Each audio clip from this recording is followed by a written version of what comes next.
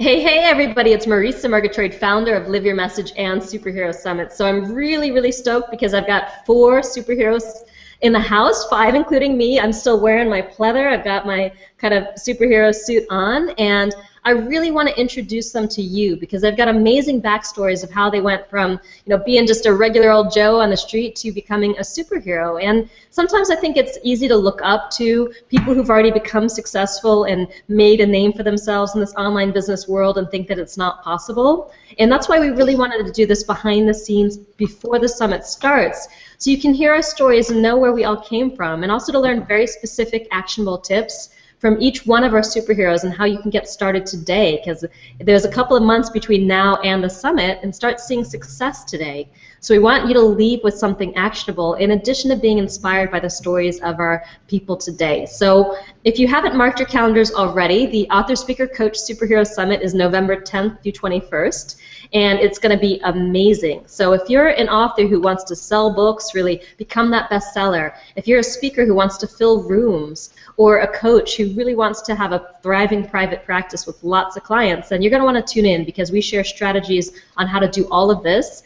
And I've been gathering over the last few months, the superheroes from around the world who really do this best. And I'm only bringing you the best. That's why it's the Superhero Summit. So without further ado, I'm going to introduce our very first superhero. And by the way, if you haven't pre-registered for the event yet, there's an opt-in box just right below this video. So just leave your name and email address, and we'll make sure you're the first person to know when we go live at the summit. We've got our free gifts and good stuff for you. So Callan Rush is our very first superhero, and she is absolutely amazing at what she does, which is helping people build speakers, really fill their events and their workshops and make them profitable. So Callan's going to be going up first, and she's going to share with you some cool stuff. So first of all, hi Callan. Hi. Hello. She's assuming superhero posture already. Pose. Yes. All right. So Callan, tell us a little bit about your background and how you became a superhero. Well, I was not always a superhero. When I first started I specialize in helping workshop, retreat, and seminar leaders really build their businesses. But when I first started my workshop business, it completely flopped. My background was as a teacher, and I thought, okay, I can teach curriculum really well. That means I'll be able to run a very good teaching business. And sure enough, no, it completely flopped. So I had a choice of either, quitting altogether and going back to teaching, or figuring out, because I was really good with teaching the curriculum, I just had no idea how to attract people to the seats of my workshops. I mean, when you teach in public or private school, the classrooms are full for you. So anyway, that kind of brought me to, I didn't want to quit, so what I did was I just went right at immersing myself and finding out everything I possibly could to attract people to my workshops. And that, of course, brought me along the path of a man named Justin Livingston, who is also one of our superheroes. And we joined forces, and he really taught me a lot about how to fill my live events. So I did that, and in the first 3 years of our business, we actually hit 7 figures with our workshop, retreat, and seminar business. And that was really amazing, except for the fact that I was leading all of the workshops, all of the time, all of the speaking engagements, all of the live events, everything. And I started to burn out. And so from there, I thought, all right, what can we do to continue this business without, getting really burnt out? And that's when we started to discover the power of taking live workshops into the virtual space, which is what you're so great at. And since we started taking what we do live, and we still do live events, of course, and started to transfer them into online stuff, it's been incredible. We had our goal in our first year of having just 72 extra tuitions for the year for our first kind of webinar or virtual event. And at the end of 6 months, we already had 100 new tuitions, and to date now, our online workshops are earning us $200,000 per month. And so it's just been completely amazing. So now we're doing stuff online, we're doing stuff offline, and the cool thing about online is that I get to have a life back, because a lot of the stuff we're doing is automated and is running while I'm living. So yeah, that's kind of just a brief synopsis of my journey to where I am now. That's amazing. And one thing that you said I think is really important. It's different. Being a teacher, knowing how to educate and train is a fundamentally different skill set than knowing how to fill an event and build a speaker business. Yeah, yeah, definitely. I mean, it's kind of like the E-Myth phenomena for those of you that have read that book. He often talks about, hey, just because you're a really great chef doesn't mean you'll be awesome at running a restaurant. Yeah. And I think that was my case to begin with, is I was a really good teacher, but I had no idea about business and attracting people and marketing and sales. And so I really had to kind of eat some humble pie and figure all of that stuff out myself and try it. And now I'm proud to say I'm pretty good at it. So I know, and you're going to be sharing some of that on the summit, which we'll talk about in just a minute. But before we move on, what's something that we don't know about you? And we need some like juicy stuff so we can write your superhero backstory. Superhero back, some stuff you don't know about me, like to do with the business realm, or I mean, one thing a lot of people don't know is I'm pregnant right now, which is kind of cool. So my current superpower is creating life. Something about my business background that you don't know? Yeah, maybe something about you and Justin tag team, because we like to tell a fun story about you guys, so have some stuff to go from. Oh, I got a great one. He hated me when he first saw me. Actually, we were both working for a really big personal development company at the time, and I was actually on stage doing intros for the big speakers and doing warm-ups and that kind of thing. And he was actually at the back of the room helping train the sales team that was going to be taking, you know, order forms after offers and stuff like that. And he saw me on stage, and I annoyed him. He just thought I was so annoying. And since then, we've worked out it was because I was animating a particular part of his personality that I hadn't really got in touch with yet, which was I was warm and cheesy and funny and friendly, and he's very logical and reserved and not very expressive. And so, anyway, shortly after that, as fate would have it, he ended up joining this team that I was leading of a bunch of speakers. I was training speakers how to be better on stage, and he got assigned to my team. And immediately we just kind of found this place where I was like, wow, all the stuff you know how to do, I don't know how. And he was like, all the things you know how to do from stage, I don't know how to do either. And so we ended up co-mentoring each other, and of course have grown to love each other and respect our differences. So that's kind of a fun little story.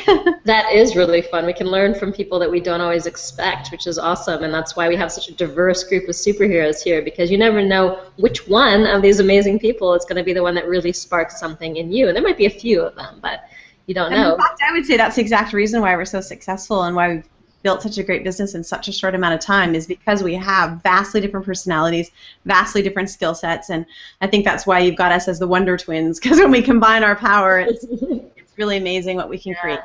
Awesome. So what is one specific actionable strategy that a speaker can get started with today to start building their speaking business and not just, you know, talking for the sheer love of talking? Yes, for sure. Well, first I want to make a distinction between a speaker and a workshop leader. So a speaker, in my view, is someone who goes from gig to gig to gig, and often they get paid for their time to get on those gigs. And so they'll work really hard to get one, and then it's over, and they got to work really hard to get a second one, and then it's over, and they got to work really hard to get a third one, which is okay, you know. But for me, it's kind of like owning your own job. So what I like to do is encourage speakers to start to take on the egoic label of workshop leader. And what a workshop leader is, yeah, you still get speaking engagements, but I think something just popped up there, sorry. You still get speaking engagements, but you're going to leverage those speaking engagements and, in fact, maybe even waive your speaking fee in exchange for an opportunity to promote or sell your product, program, or service. And then what you get to do, this is really leveraged, because then what you get to do is actually take a bunch of the people from the speaking engagement back into your business, where they get to continue to take your programs over time. So instead of getting one speaker fee, you're going to end up getting a client that will be a first-time client that ends up becoming a lifetime client. So that's a really important distinction, is between speaker and workshop business or workshop leader. The second thing I think is really important is that whether you're promoting yourself in terms of getting a speaking gig, or whether you're actually trying to fill an event, whether it's an intro event or a paid program, one of the things that is really important to understand is that when you're crafting your marketing, you got to have two elements in place. Most people out there, most of the people that you interact with and that all the other superheroes interact with, have the first element down with their marketing. But it's that second element that they don't have down, so I'll quickly go over them. So the first element is that right in your marketing materials, whether it's a webinar, a teleclass, a brochure, a business card, a billboard, whatever it is, it has to give value first before your potential client gives you a single penny. This means that you need to put education in your marketing materials, so that simply by consuming your marketing materials, people will have learned something. The reason that's so important is it will position you in their minds and in their hearts as what's called a trusted advisor. And true trusted advisors get to bypass the sales process altogether. When you teach someone something, you instantly become a trusted advisor to them, and then all you have to do is make a recommendation and they will follow it. So most of the superheroes and most people out there in the conscious business land get this part, giving value right in your marketing materials in the form of an education. But it's the second piece, and this is what I'm really going to focus on in my time in your summit. The second piece is that you've got to arrange that educational value so that it also positions a next step. So it's not just a bunch of value, 3 steps for this, or the top 7 tips, or the 6 sneaky habits, or whatever it is. It's not just the information. You actually have to arrange it strategically. So by the time your potential client finishes consuming your marketing materials, they want what you were offering and they want it now. You've literally walked them down a logical path to come to the conclusion that they need what you're offering.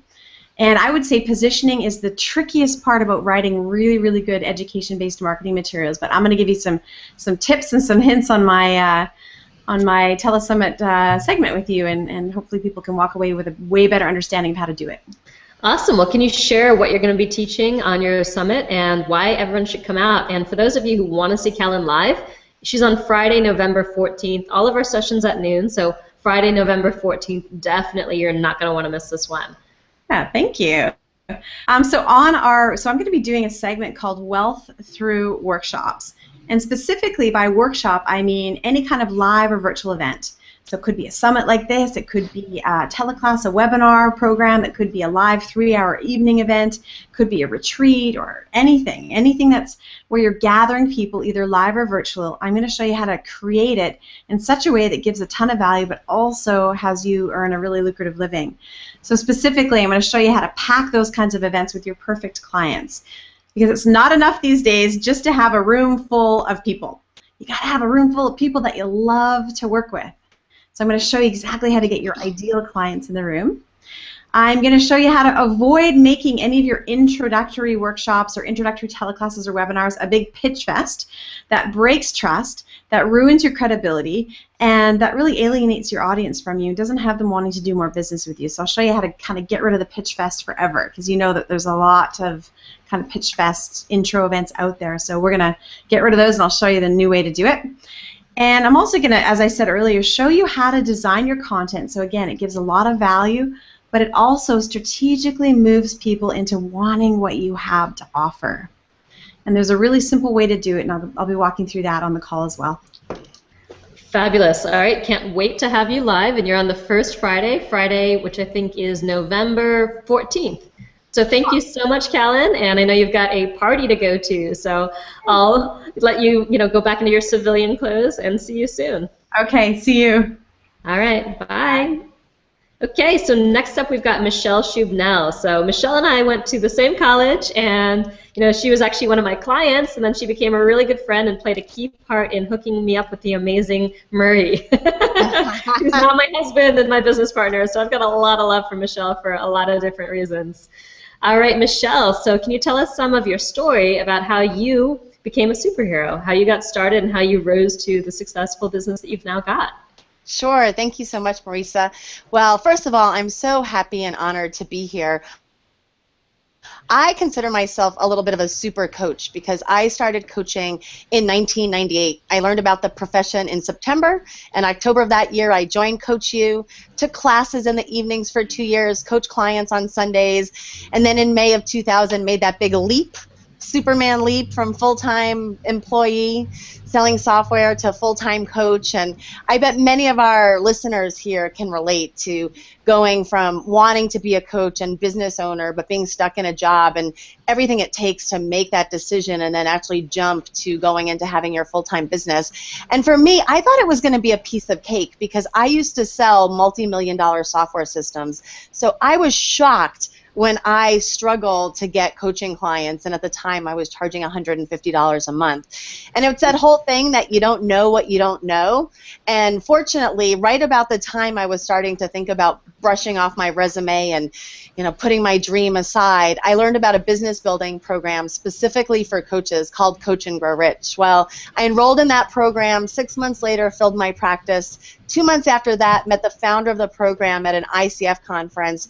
And long story short, we became business partners and brought the step-by-step Coach and Grow Rich business building system to thousands of coaches worldwide since the year we started working together in the very beginning of 2002. So it's been 14 years that I've been focused on helping coaches learn how to attract their ideal clients, be well paid for their services, and really build a sustainable, thriving, and rewarding coaching business. And that's one of the reasons where I've really taken the work that I've done is not only helping clients or helping coaches get clients one-on-one, but I've also created another brand called Group Coaching Success to help coaches add leverage to their business so that they can serve more clients and make more money in less time through the power of working with groups.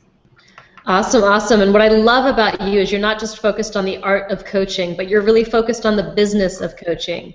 And that's what it takes, because most coaches, I think something like 90% of coaches are making less than $50,000 a year. I mean, it's some crazy percentage, right? And go ahead. Oh, yeah, no, and part of it is, I think a lot of people get trained as a coach and are attracted to the field and the profession because it's great personal development work, it's a great skill set, and it's this whole different ball game to actually say, you know what, I'm going to do this for a living, and I want a full-time living, and I want it to be lucrative. Like, I'd like to make 6 figures or more, and a lot of coaches don't even make that decision. So, and you're totally right. Like, I completely focus on the business building side because in my experience, coaching a client is the easy part. It's attracting the clients and building a sustainable business is where most coaches tend to struggle. Definitely. And tell us something that we don't know about you.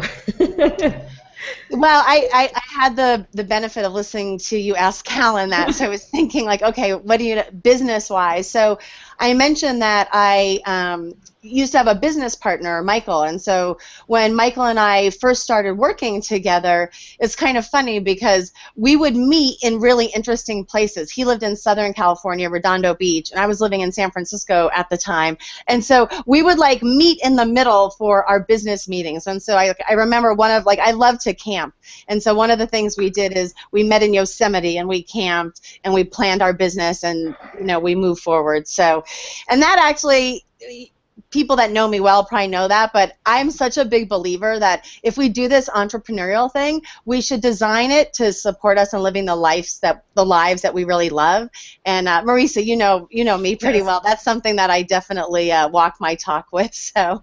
Yeah, Michelle's all over the world, going to music festivals, going to India, like coming to like New Orleans Jazz Festival. We met up in New Orleans, had a great dinner with her husband and her, and just always like on an adventure somewhere really fun. And for you, work is important, but you've got one of the most balanced lifestyles of any entrepreneur that I know, and she's always got a big smile, like energy, she's having fun, and that's something you can have too when you really get the business part of it down. So props, hats off to you. It's amazing. I'm still working too hard. Yeah, well, we won't even go there.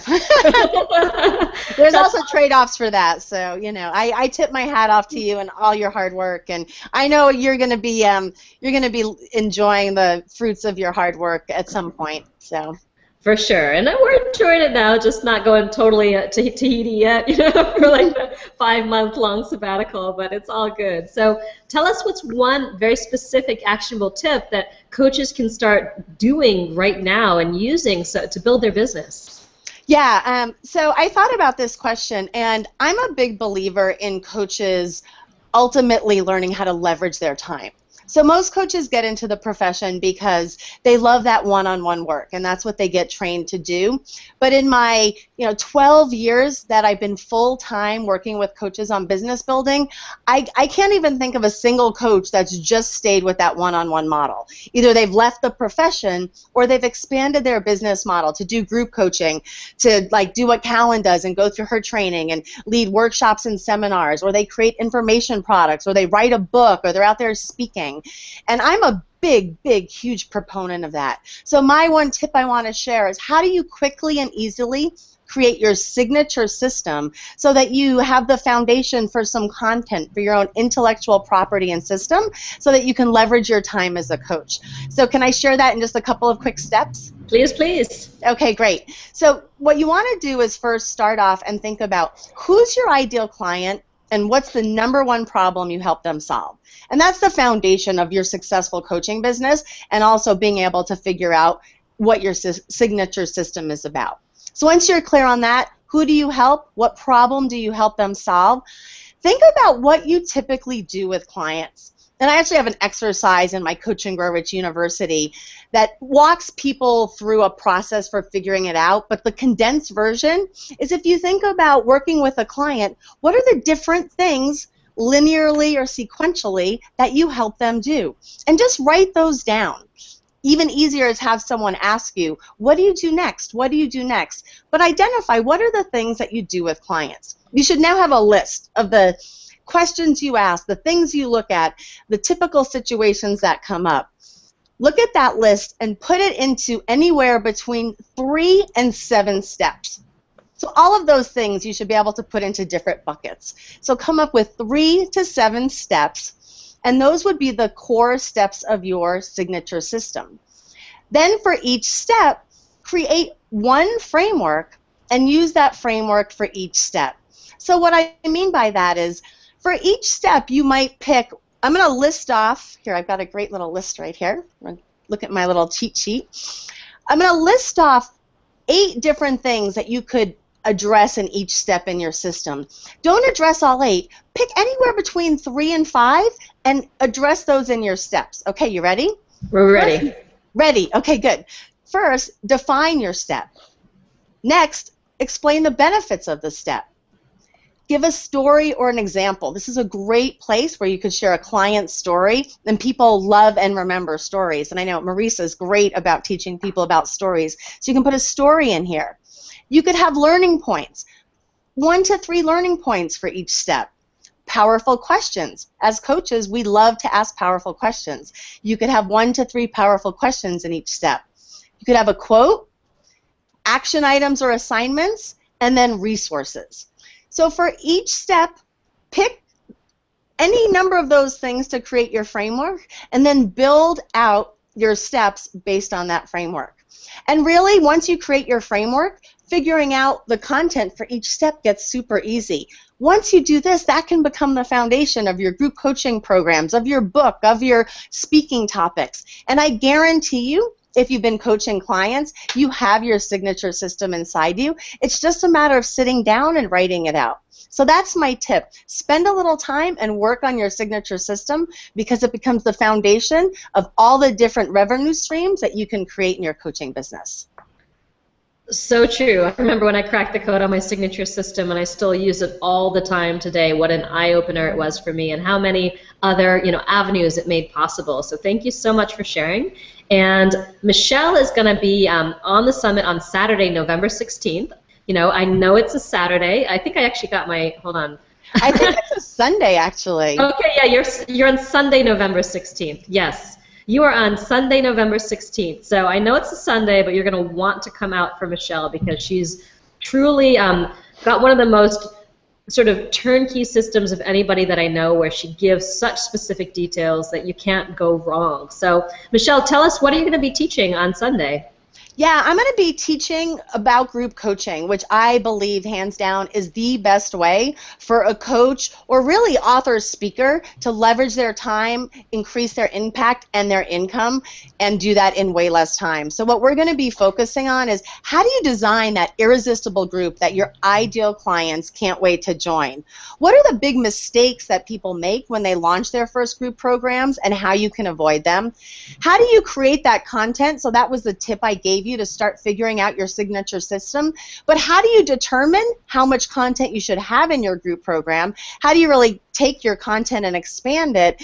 And how do you turn that into a way to use your group programs to create ongoing revenue from information products? And then we're going to look at the marketing. So we're also going to be focusing on what are the things that you absolutely need to be doing to fill your group programs. Because if you design an irresistible group and you do effective marketing and you get great people in your group program, running the group's the easiest part. But I'm also going to give you some tips, in particular my 3-part formula, so that you can quickly build the confidence to lead your group even if you've never coached a group before. My intention is that everyone who attends the telesummit session that we're going to be doing will have enough information that if they're the kind of person that takes the reins and runs with things, they'll be able to plan and launch a group that starts in January of 2015, which beginning of the year is such a great time to launch a group program. Awesome, awesome. Thank you so much for coming out and sharing. So Michelle's going to be on Sunday, November 16th. And definitely if you haven't pre-registered for the summit yet, it's completely free. There's an opt-in right below this video, and I look forward to seeing you in the flesh. Me too. Look forward to it. Thanks, Marisa. Thank you. Bye. Bye. All right, so next up we've got Michael Port, and Michael and I have just recently met, and you know, he looks like a superhero. I can't, like, some people just naturally have that look about them, but he's got, you know, no hair for one, and he wears these big glasses, so you just assume that he's kind of going to be, you know, having superhero powers behind the scenes, right? That's right. Hey, listen, Marisa, this is for you. Can you read that? Yay, yes, thank you. There you go. So, first of all, it's wonderful that you put this together. You know, it's great that we think of ourselves as superheroes. That's wonderful. But when we're speaking, when we're performing, the people that we're serving, they're the heroes, right? So the people you've brought here are the heroes. The people in your audience are the heroes, and we're taking them through the hero's journey. That's our goal. That's what we're trying to do. So I am so happy to be here. And as you know, the public speaking and performance arm of my business is called heroic public speaking. Because not only should you feel like a hero when you're on stage, you should bring the whole audience through that hero's journey to help them think bigger about who they are and about what they offer the world. So thank you very much for having me. I never take it for granted. No matter how many opportunities I have, it is always an honor and a pleasure to be of service. Thank you so much. We're really, really stoked to hear from you. Everybody who I've said we've got Michael Port, they're like, oh, Michael Port, he's so awesome. Like, wow, okay, I made the right choice to reach out to Michael Port. So, that's very kind. Thank you. Thank you, Kate and Melinda, for the introduction. So can you share a little of your superhero backstory and how you made the journey from, you know, the cradle to where you are today? Yes. Well, I started my professional life as an actor. So when I left college, I went to Tulane University for undergrad. I then went to the graduate acting program at NYU, and I got a Master's of Fine Arts in acting.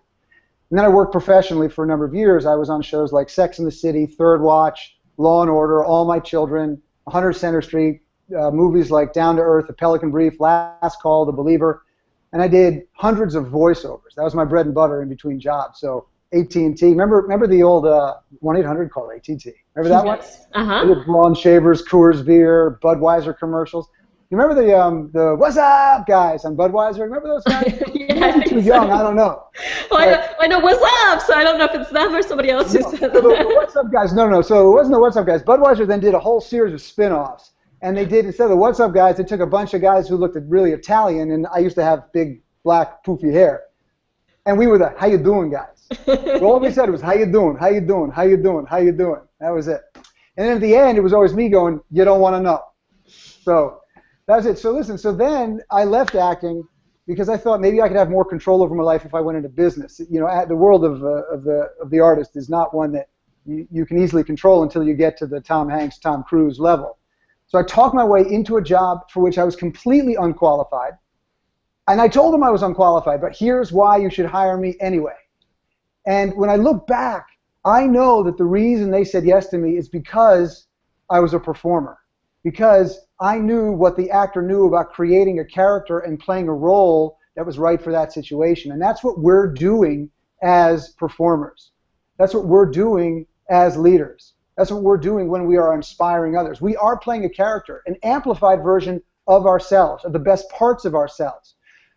The most beautiful performers in the world are the most authentic performers in the world. So in the ones that you kind of go, I don't know if I feel right, I feel a little bit icky when I'm watching them, those are the ones that are inauthentic. They're putting on a show that's inauthentic. So we're looking for authenticity.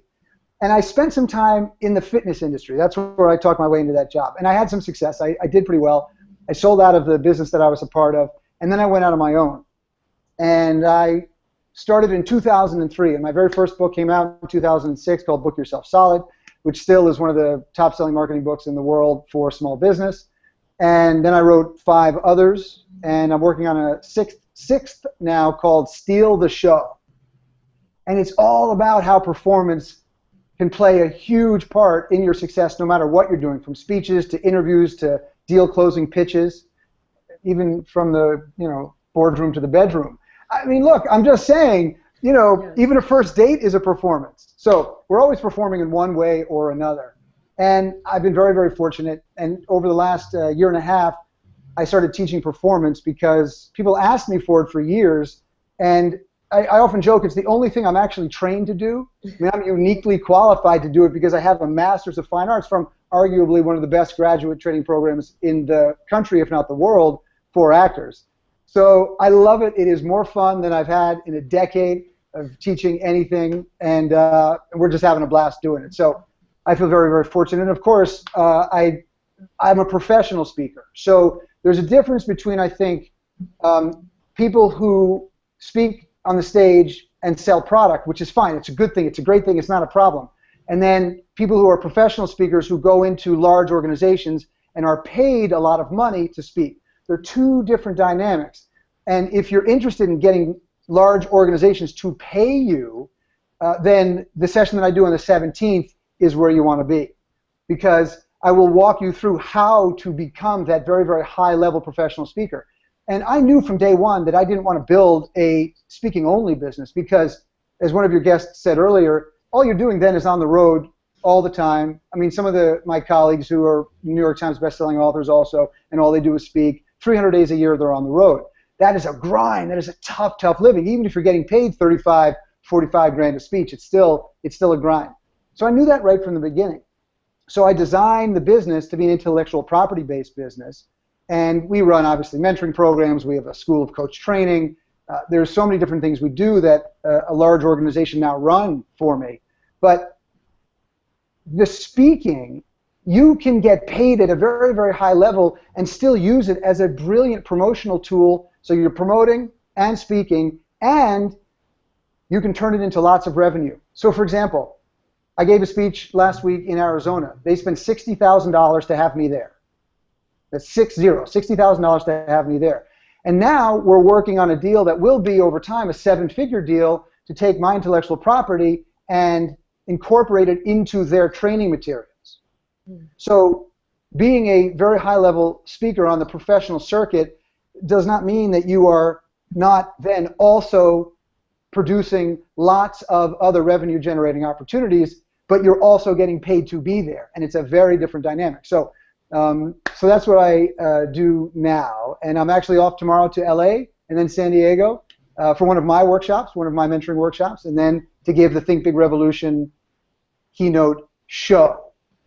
Nice. And I get to meet you on purpose because I think for all of us that are performers, for speakers, we want to start thinking about being a performer, not a speaker. They're 2 different things. So you're putting on a show. You're teaching. You're inspiring.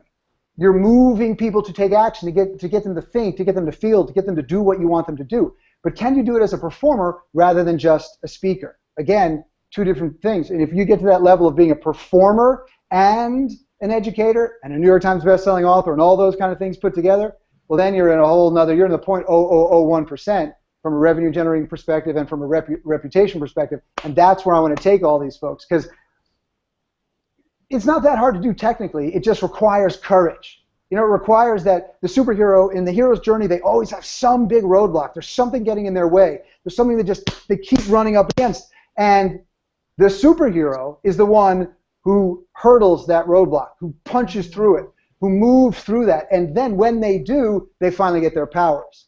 So that's what we're going to do for folks in your summit, I have no doubt.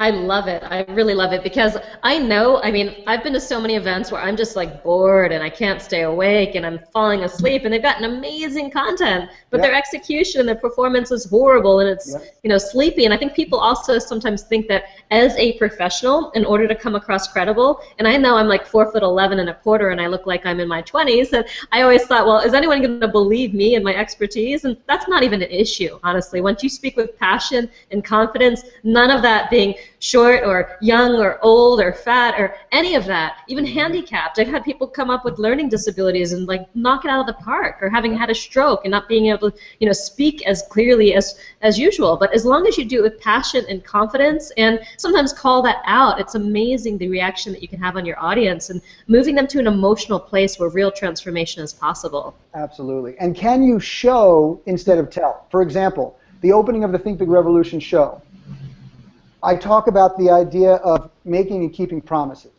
and how important this is. But instead of just going up and saying, hey, listen, guys, it's really important that we make promises and we keep them, because if we don't, blah, blah, blah. I start off the show, and then my phone rings, but it comes out of the speakers. And I say, oh, my God, I'm so sorry. This has never happened to me before. I just give me a sec. And I take the phone, and I have the conversation. And they hear the whole conversation. And it's a conversation where a agent from a speakers bureau, and it's a made-up conversation, obviously, is just ridiculing me because I didn't do what I said I was going to do. She had all these gigs lined up, all these opportunities lined up, but I wasn't finishing the big project. I wasn't finishing the speech. I wasn't finishing. And as a result, they get to have this fun experience where they're watching a scene, they're watching a person go through an experience on stage and learning at the same time. So the whole show is filled with all sorts of experiences like that. And when you can perform rather than just come up and talk, again, you're at a whole nother level. Definitely, absolutely. And that's what I teach about storytelling. And if you can tell a story, and I've had people come on to our story celebrations and tell their story, but it's like they're reading from a piece of paper. I'm like, is this your story or is this not your story? Can you say it like you believe it, like you're in it, like you're experiencing it for the first time? Because that is magical. And I've had people with bad stories, but they say it so well that how they say it surpasses the content and becomes even more important. And as someone who loves my content, I've always thought for the longest time it was my content, and I realize, you know, now that it's so much more than my content. It's how I am, how I'm performing, how I'm delivering, how I'm engaging and connecting. So I'm super, super excited for what you have to share, and that's why we wanted to bring you on, because you have that. You've got that kind of spark and that magic that makes your talk something interesting. And what is something that we don't know about you? I'm going to get real here for a second. All my life, I'd go up and down in my weight. So when I was young, I was like a jock, and I was really fit, and I was always working out, and I competed in sports. So I was able to, you know, eat a lot, and I was okay. But then over the years, I got more compulsive in my eating. So my weight would go up, and then I'd fight like hell to get it back down, and then I'd lose that fight and go back up and down. A lot of people have experienced this. Now, I want everybody to think about this in relation to something that they have had an issue with, because food is not the issue. I'm just using this as an example. It's true for me, but it may be something else for you. Maybe it's maybe it's another substance. Maybe it's an excuse, a fear, a habit, a way of seeing the world, something that has been your Achilles heel. And for a performer, when you don't feel like you look good, you don't want to go on the stage. Now, the truth is, they don't care. The audience doesn't care. You're the only one who cares, but it affects your confidence. It affects how you feel. And so I was turning down TV appearances. I was turning down my own TV shows. I was turning down speaking gigs. And I realized one day, like, oh my God, what has happened? This is ridiculous. I got to get control of this.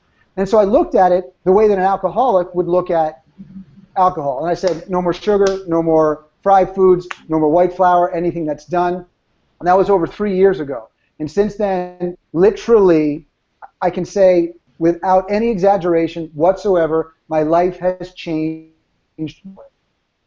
Perform like I was able to perform when I was younger, that I wasn't doing 10 years ago or even 7 years ago, because I was in this sort of darker place of not feeling comfortable with myself on stage the way that I need to.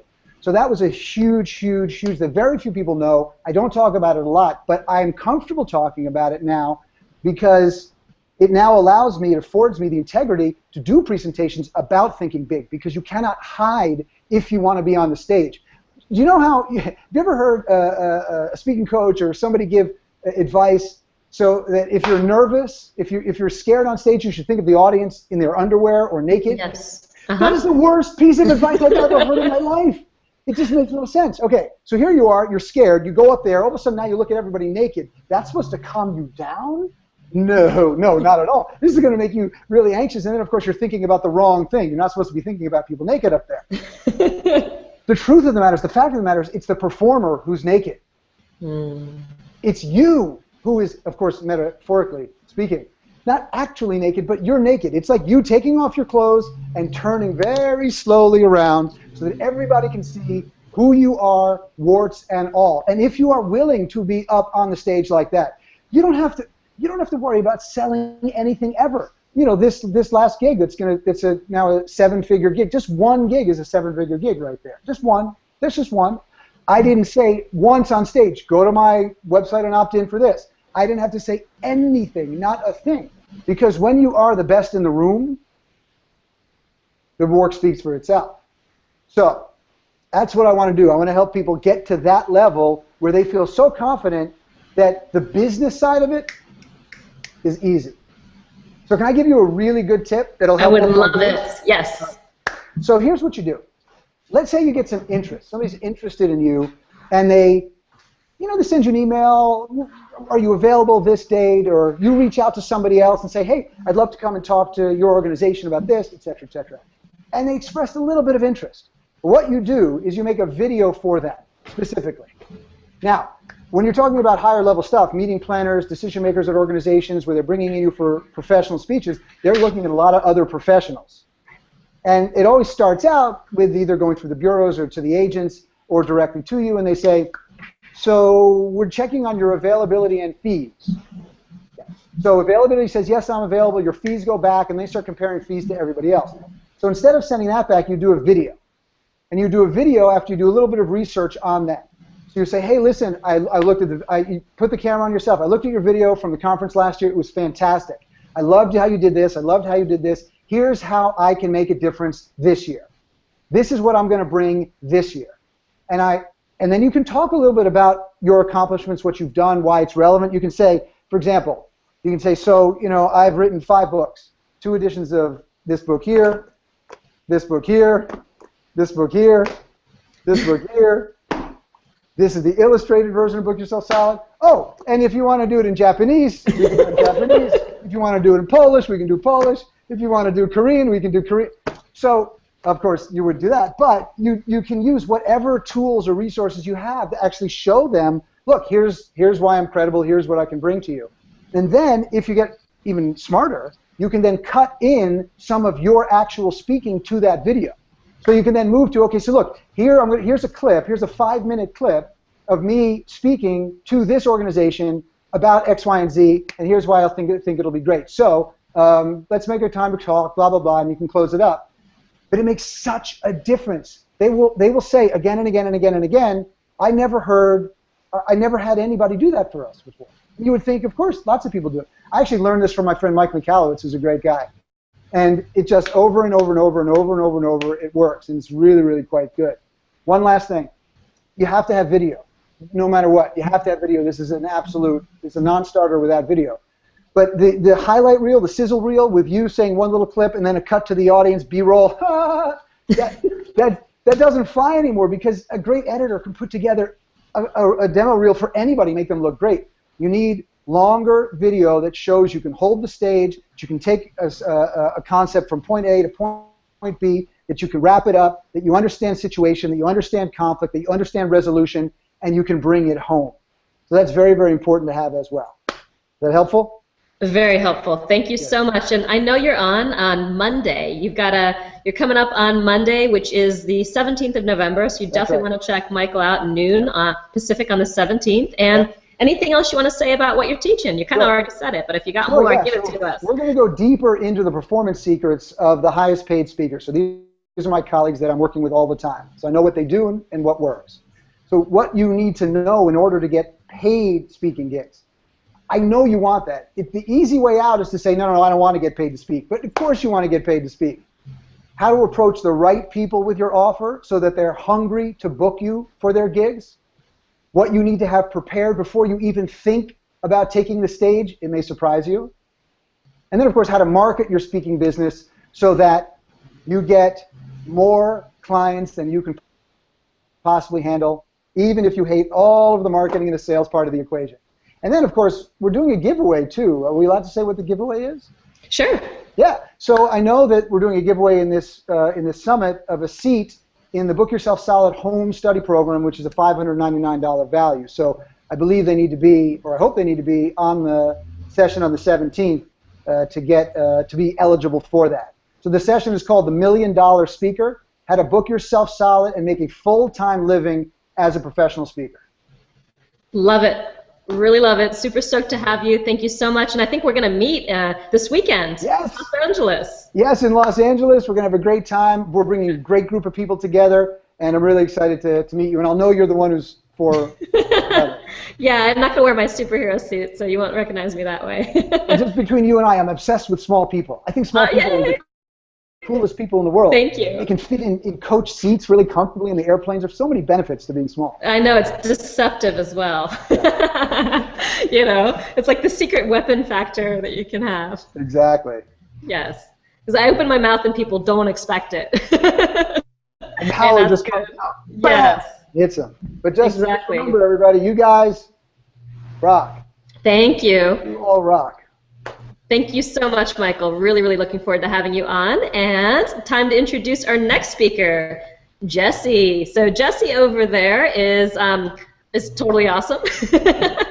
And Jesse, which I'm really, really excited about, I want to tell everybody, is the first superhero that was my student before he came to be on the Superhero Summit. So I love that because I love watching my students succeed and just become amazing badasses as they are. And so Jesse, do you want to share your story of where you came from, how you got to where you are today, and how you beat some of those bad struggles into the closet? Absolutely, and thanks so much for inviting me on, Marisa. I remember watching these superhero summits before and thinking, man, that would just be the coolest thing. And now here I am getting to show up as Thor, God of Thunder, of all people. So I really appreciate the opportunity, and I'm super excited to be a part of the Author Speaker Coach Summit.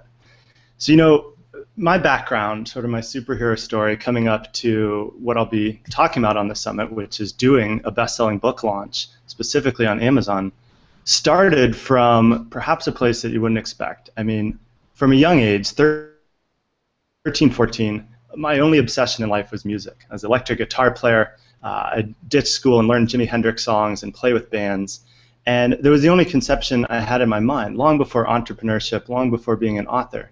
But I followed that to a T, and that took me to Los Angeles music school and around Europe playing guitar on the streets and in bars and clubs, and ultimately to Nashville, where I formed a band and ultimately, out of sort of necessity, formed our own record label to handle our career. Because as a creative person, the last thing you want is somebody to tell you what you can and can't do, especially when it relates to your art. So as we started to get a little bit of notoriety and have some opportunity, we're like, look, let's take these matters into our own hands and step up the responsibility a little bit, but actually create a record label to manage our career. So this was at age 21, and I didn't know the first thing about business, and there's a cool overlap with Thor here, as I'll share in a minute.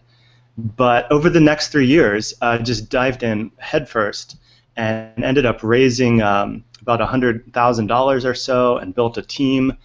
Ultimately took our music and our band to a place where we were on over 300 radio stations nationwide, and we had about 9 songs on MTV and got to tour the country. culminating in having, for a moment in time in 2005, the #1 independent rock song in America. And I think I have a picture of me from back in the rock days over there. Ooh, I guess yes. that'd be the left with the long hair. That'd be an That's alternate amazing. superhero if Thor doesn't work out.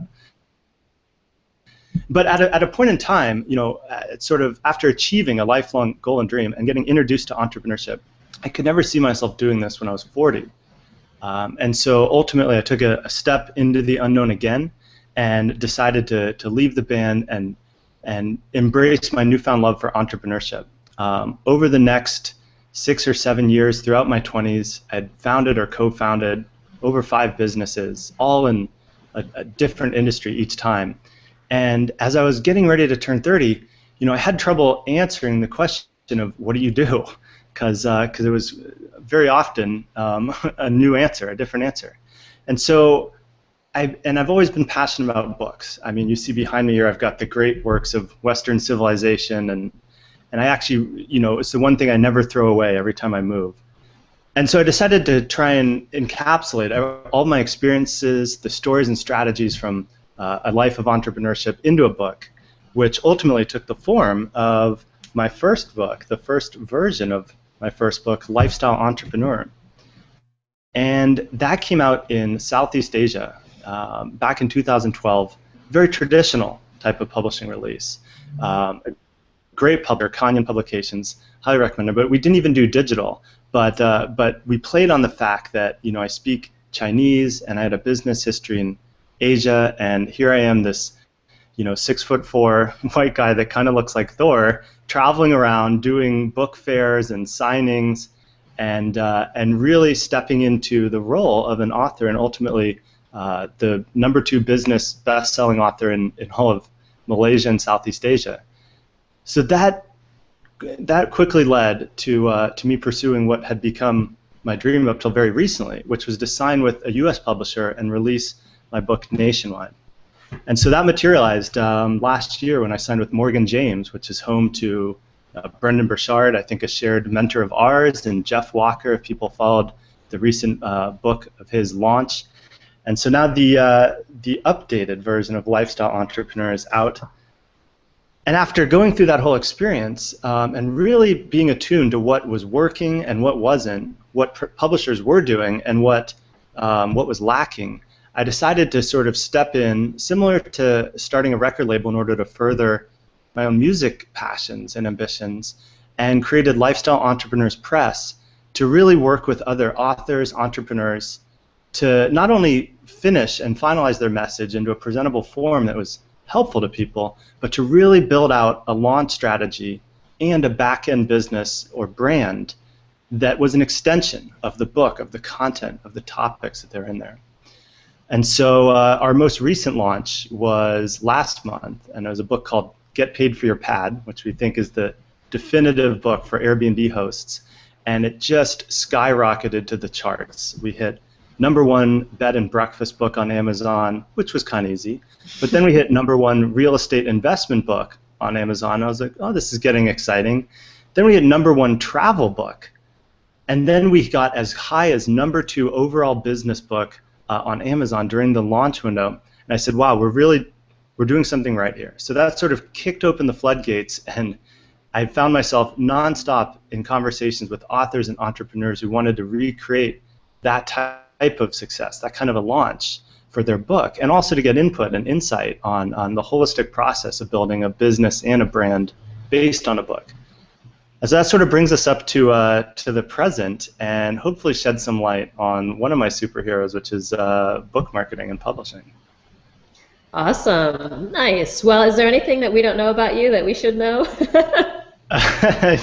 Sure. Some juice for our marketing materials, basically. Well, absolutely. I mean, well, one thing I'd say is, I was looking through Thor's origin story, and ironically, he was, the god of thunder and all, but he went through 8 years of fighting heroic battles and becoming the greatest warrior in his native land of Asgard.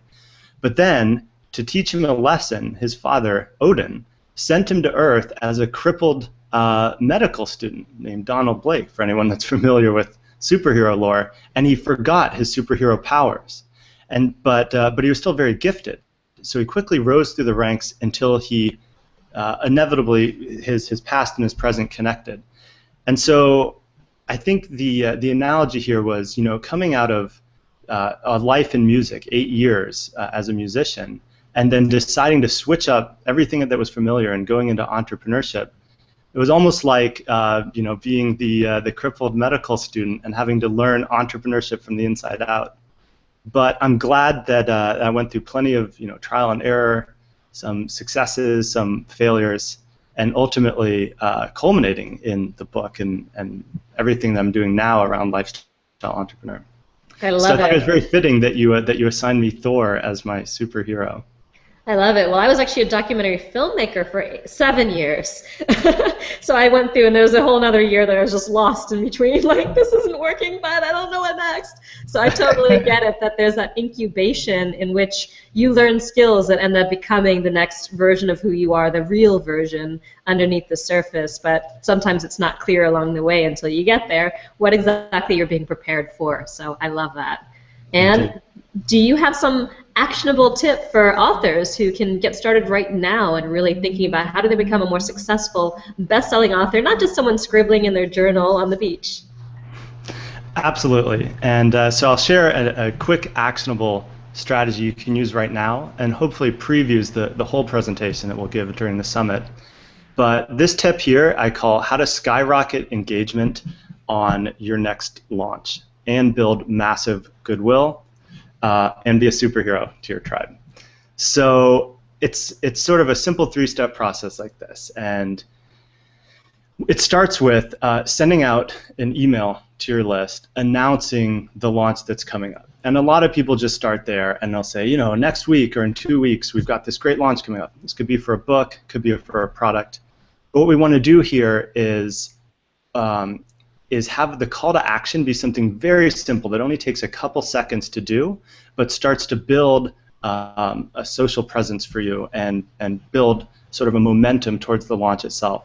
So as you're announcing, we've got a great book coming out and we're going to be doing a contest and some giveaways, a live hangout, whatever it is, you say, look, let's just, and I need your help in order to do this as part of your messaging. So you say, look, just go here to this Facebook post or Google Hangout post and just say, I'm in. So I call this getting a show of hands. And this is one way to transition people from your email list, or even if you don't have one, just doing it within Facebook, to build a rapid amount of engagement on one of your social media platforms. But let's say Facebook for this one. So you're sending people an email to say, go here and just say, I'm in on this post. And then you want to go in and respond to each one. So first is sending the email, sending them to a post, and then responding to each comment and tagging their name. So saying, thanks, Marisa, and make sure Marisa pops up so that it can highlight. And then they're saying, wow, Jesse wrote me a message, or Marisa wrote me a message. So it builds a little bit of a one-to-one connection, even on a very distributed platform. Now, if you do this right, anywhere from 70, 100, we've got 150 comments, I think was our record from just doing one of these mail-outs. But now what you want to do, step 2, is create a private Facebook group for the launch. So when we did Get Paid for Your Pad, we had the Get Paid for Your Pad launch group. And everybody that said, I'm in, everybody that commented, we migrated them into that group. And here's why that's important. Because anybody that has a Facebook page for over a year has noticed the engagement just fall off a cliff. You used to be able to post and reach a large segment of your audience, and now you get a tiny sliver. Even if you boost your post, you could still end up not reaching a fraction of your total audience. But if you're in a private group on Facebook and you've selected to be and you've asked to join because it's private, now you're automatically getting notifications every time you post to the group or other people interact. And this is so key because research shows 17 to 20% of all mobile traffic is on Facebook, and a lot of people, as I'm sure we know, have a Facebook window open even when they're working. So even more than email, even more than a page post, having a group that's dedicated to the specific event, your launch, and interacting with people there as a pre-launch strategy, but also when things are actually going and actually happening, and you can share chart placements, you can You can say, wow, we just hit #1 on a new list. It builds a momentum and gives people a reason to share your launch and your message with a broader audience in total. So it's a way to sort of geometrically expand your reach in giving people up-to-date information and calls to action in a way where you can really control and be sure to be in touch with your audience and grow it. So as a quick recap, it's just step 1 is sending out an email announcing your next launch and sending people to a Facebook page or social media channel to say I'm in or say yes, count me in, something along these lines, and then migrating those people into a private Facebook group, and then doing another mail, just sending people straight to the Facebook group and encouraging everybody to invite people in, and using that as your communication channel for your next book launch, but also for a product launch or a new program that you have coming up. So I hope that's helpful, and really it's just a preview of what I've got in store for the full summit. Awesome. Well, do you want to share what you do have in store for the full summit? You're going to be on Tuesday, November 18th at noon Pacific. So what are you going to teach us, and why should we come out? Sure. My presentation is called Bestseller Campaign Blueprint, 10 Easy Steps to Being a #1 Best-Selling Amazon Author. And as the name suggests, I am going to teach you a 10-step process to go from a semi-finished or finished manuscript all the way through a pre-launch campaign, executing the actual launch, and putting yourself into a position of credibility and authority and amplifying your reach and message by hitting a #1 chart or a best-selling position on Amazon with a Kindle book. And I'll also preview how that's really just a step, one step towards having a whole back-end book-based business and brand.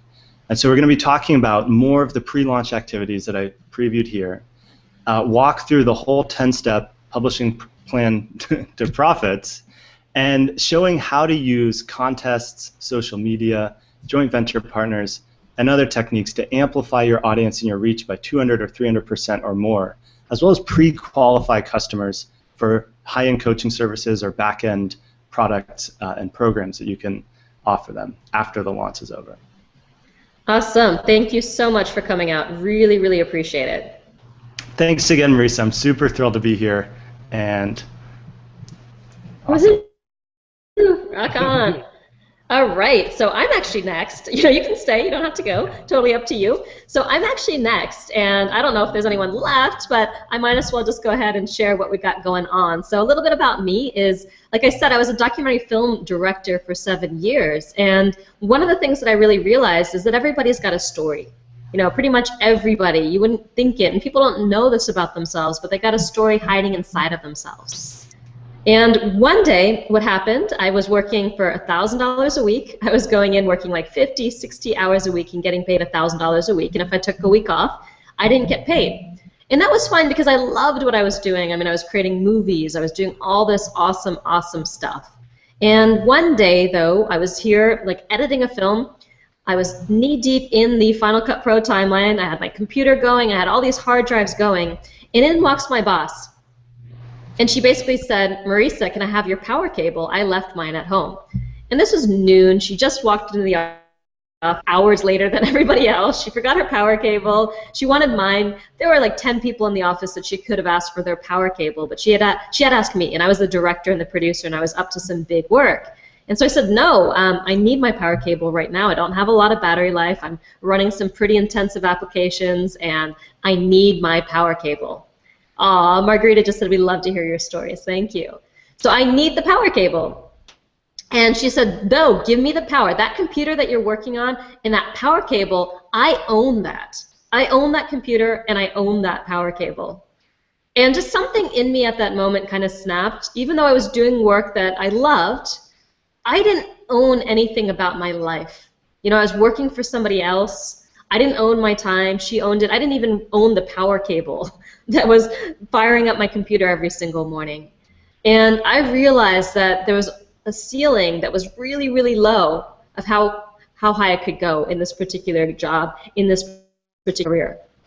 And so I just finished up the film. Like, I didn't want to leave her midstream. It was almost done. I finished the film and I left. And I began a journey of just self-searching. I actually got in the car and I drove for about 6 weeks, and I drove between LA to Vancouver and back down again, and I camped on every single beach, and I had my camp stove, and I fired up, and I was making kale and quinoa and eating really healthy and having a good old time, but asking myself the question, well, Marisa, what the hell do you even know how to do? You're a documentary filmmaker, for God's sakes. Like, you don't know how to do anything practical. As my dad said, you graduated from college and came out with no marketable skills. He actually told me that. And he said, you know, Marisa, I wasted $150,000 on your education because you have no skills. And so I came out of this documentary film career and said, what do I know how to do? And basically 3 things rose to the surface. I know how to make things look good. I know how to make things sound good, and I know how to tell a story. And at the time, I didn't really know the value of those 3 things. So what I started to do is figure out, well, where would these skill sets be applied?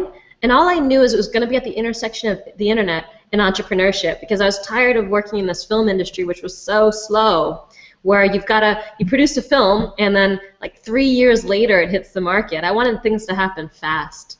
And that began my journey of going out there and learning what other people were doing and kind of getting closer and closer to the core and center of what I do really, really well. But it's all based on those 3 things, making things look good, sound good, and telling a great story. And those 3 things are so important if you want to be an online entrepreneur in a crowded marketplace, because there are 644 active, websites online, 644 million, that is. And that's a whole lot of websites. So how do you stand out? How do you share your message in a way that demands to be heard? Those are all really important considerations. So I help people build a business that expresses who they are in a way that attracts people who resonate with them, and they can form deep, authentic relationships that allow them to be the only person that that person wants to work with. And that's really how I got my start. And of course, the business grew. It tripled 2 years in a row. This year it looks like it's going to double. We're going to hit high 6 or even 7 figures this year. And that's all happened in 3 years. Just by taking a leap of faith, realizing that what I was doing wasn't working, and figuring out how do I take the skills and background and experience of where I had been and apply it to a whole different arena.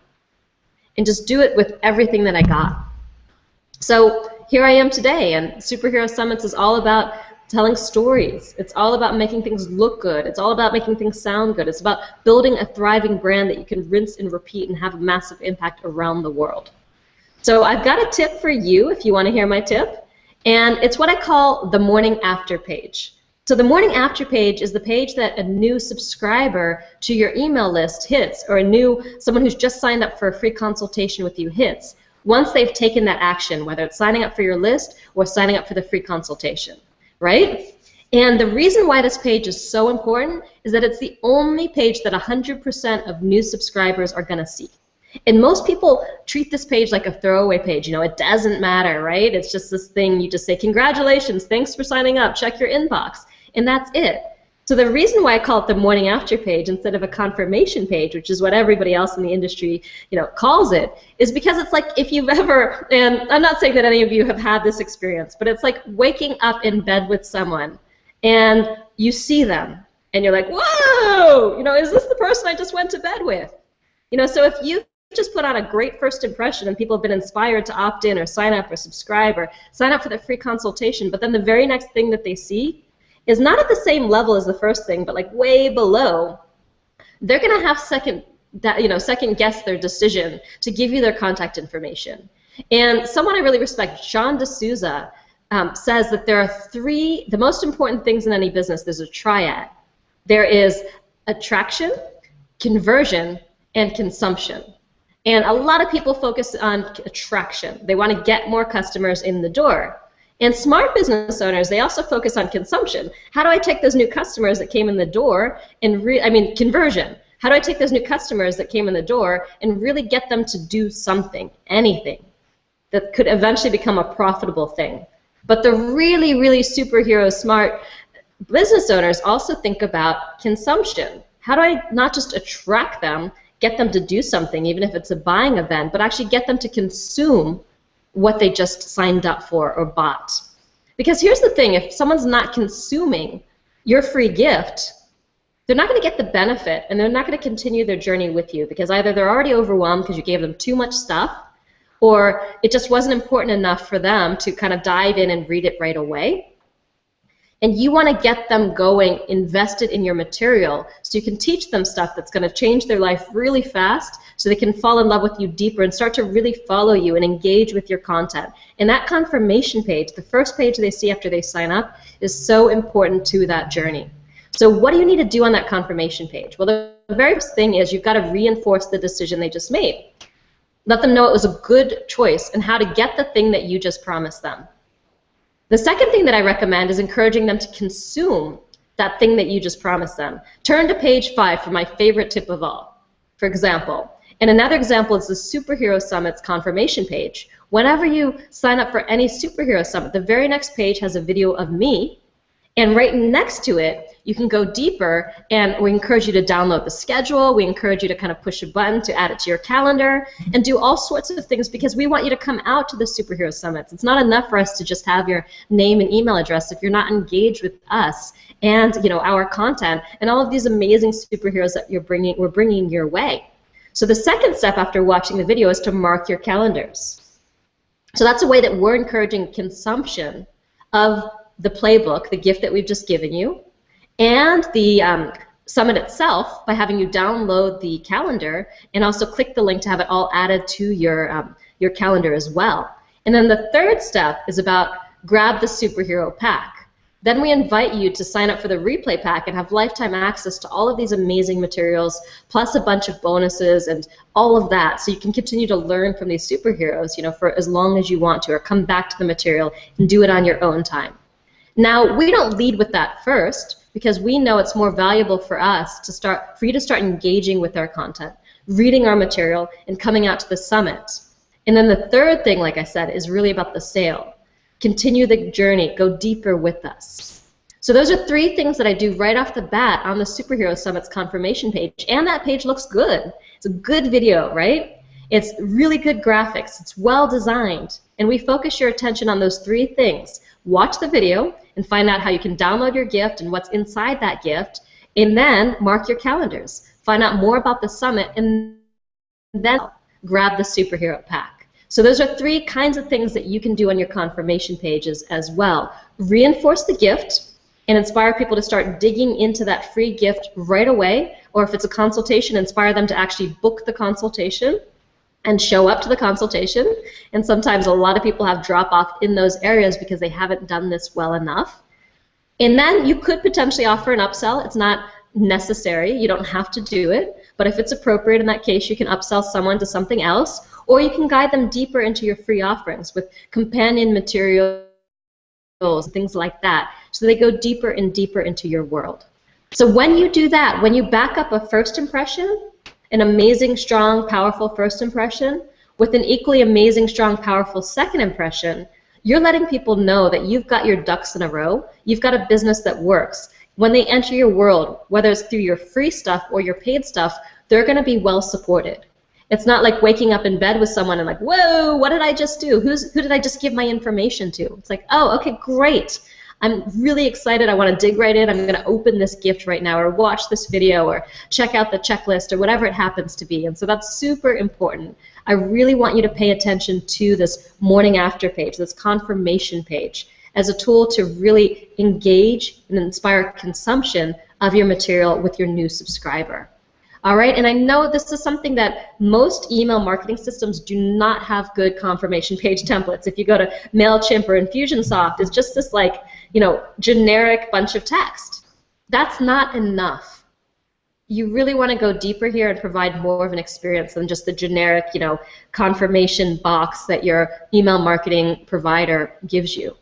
All right, and I'm going to show you some additional ways to get this stuff done for you and really have confirmation pages and entire websites that are going to grow your business, support your business model. So you don't have just visitors kind of landing on your site, but you have people who are becoming raving fans and followers and subscribers and cash flow and all that good stuff where you can really make the impact in people's lives.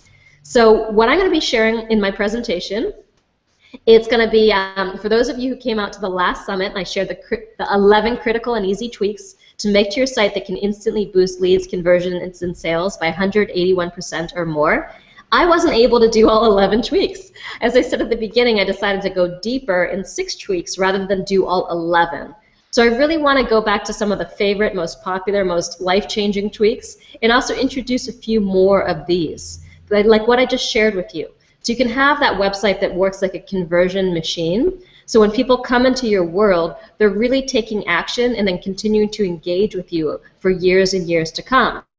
As an author, as a speaker, as a coach, building that online presence that's going to support your business and allow you to go out there in a much bigger way and reach a lot more people around the world is so critical to your success, to kind of jumping to that next level. So I really want to go and give you very actionable things that you can do right now to retrofit and pimp out your website to make it perform even more powerfully. So I'm going to show you how to align your website with your business model so it's actually making money rather than costing money, right? I'm also going to show you how to leverage graphic design to actually guide your visitors' attention where you want it, not have them get distracted by the unnecessary stuff. So you can turn those visitors into subscribers and fans and clients and cash flow on every single page of your site. And I'm going to show you what you need to know about making your site accessible to the 40 to 60% of visitors who access it via mobile. And finally, how to engage your visitors day after day through the right kind of content. You know, it's one thing for them to come once, but how do you get them to come back day after day and continue to engage with you and your materials? So that's what I'm going to be teaching, and I'm not 100% sure what day I'm going yet. One of the superheroes wanted to switch with me, so it's either going to be Wednesday, the last Wednesday, or it's going to be the Friday. So Wednesday, the 19th of November, or Friday, the 21st of November. And the other superhero is Christian Michelson. So you want to see him too, because he's amazing and just a superstar in our field. So mark your calendar for Wednesday the 19th and Friday the 21st, and I will see you very, very soon.